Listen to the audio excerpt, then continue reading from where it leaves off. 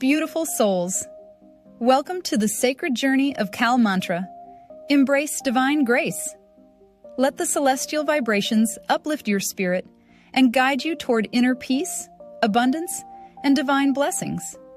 Open your heart, chant with devotion, and awaken the infinite grace within you.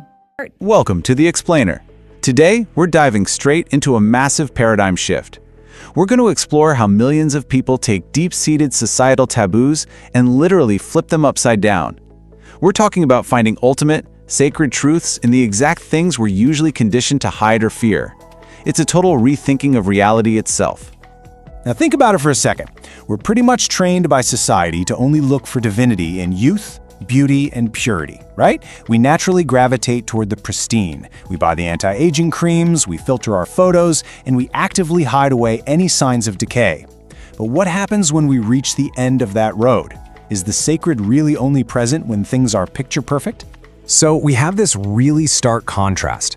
Mainstream society tells us to cling to youth and hide the messy biological realities. But the Tantric path, it takes a sharp left turn. It finds ultimate truth in the very things society rejects. It embraces bodily processes, aging, and even decay, not as impurities, but as raw, unfiltered expressions of reality. It's a system that says, hey, the divine is in absolutely everything, not just the comfortable parts. Section 1. Worshipping the taboo. Let's look at two concurrent, heavily misunderstood events happening right now in June 2026 that put this philosophy into action. Section 2. Dhumavati, Wisdom and Void. We're kicking things off with Dhumavati Jayanti, celebrated on June 21st and 22nd. To really grasp this, we have to look at the Mahavidyas, the 10 wisdom goddesses of Tantra, who each represent a different aspect of cosmic truth. Goddess Dhumavati is the 7th. Famously known as Jyeshta, or the eldest, she represents that final stage where all worldly illusions simply collapse and you're forced to face reality totally bare. Her traditional symbols are absolutely striking. She's depicted as an old widowed woman sitting in a horseless chariot, riding a crow, and completely surrounded by smoke.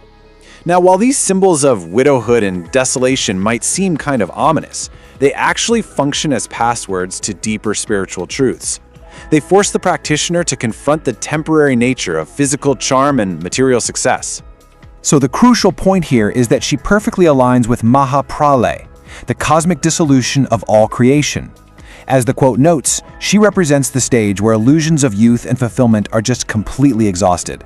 She isn't a goddess of despair at all, she's the wisdom that remains when you finally stop running from the inevitable decline of the material world. And her origin myths? They hit the nail on the head. In one, she literally rises from the choking smoke of a sacrificial fire. In another, driven by this terrifying cosmic hunger, Goddess Sati consumes Lord Shiva himself, regressing both of them into a solitary primordial form. No way around it, both of these dramatic myths brilliantly show her as the stark reality that's left after extreme loss. Section 3. Kamakhya, Power of Creation. Now let's completely shift gears from the goddess of decay to the goddess of creation. We're talking about the Ambubachi Mela at the Kamakhya Temple in Assam. This timeline shows the exact dates for the highly revered period of the goddess's annual menstrual cycle. The temple shuts down completely on June 22nd. For 3 days, it's total seclusion, before reopening for a massive celebration at sunrise on the 26th. According to scripture, when Sati's body was scattered, her yoni, or womb, fell to earth right here on Nilachal Hill. Deep inside the cave sanctum, there isn't a carved idol. Instead, you'll find a natural rock fissure fed by an underground spring. And this is worshipped intensely as her actual, living, biological body. The word Ambubachi itself is fascinating. It translates to the indication of water. And this is brilliant because it perfectly coincides with the arrival of the heavy monsoon rains. It takes menstruation, a massive societal taboo, and reframes it into a sacred ecological rhythm. The earth renewing itself and the goddess menstruating are viewed as one identical, powerful force of life.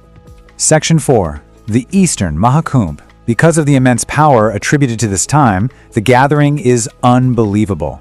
Let's look at the sheer scale of it. 800,000! Let that sink in for a moment. That is the massive minimum number of pilgrims, sadhus, and tantric practitioners converging on the temple this year alone. To put that into perspective, that's literally like moving the entire population of a major city onto one hill for a few days. It's just a sea of humanity. While the temple is sealed for those 3 days, the whole hill hits pause. Devotees observe strict rules. Fasting, no cooking. Even local farmers stop plowing to let the earth rest. Meanwhile, the priests are inside wrapping the sacred rock in a white cloth and carefully cleansing the outer premises to honor her seclusion. Completing this journey requires immense stamina. You're arriving amidst torrential monsoon rains, soaking in a heavily charged atmosphere.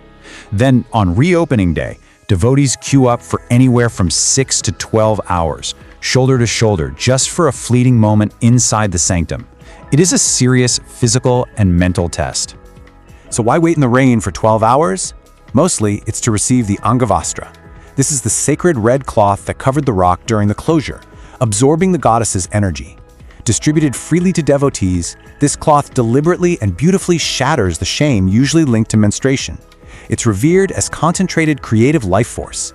With crowds that huge, safety is absolutely crucial. They've implemented these really strict, egalitarian rules for 2026. The biggest one? Zero VIP access. No shortcuts, no special treatment, no private vehicles allowed on the hill. During the Ambubachi Mela, everyone is strictly equal before the goddess. Section 5. Finding light in darkness. Bringing these two monumental events together reveals a truly profound philosophical lesson. Look at this contrast. On one side, Dhumavati forces us to embrace loss, aging, and the ultimate void. On the other, Kamakhya demands we revere menstruation, fertility, and vibrant, messy creation.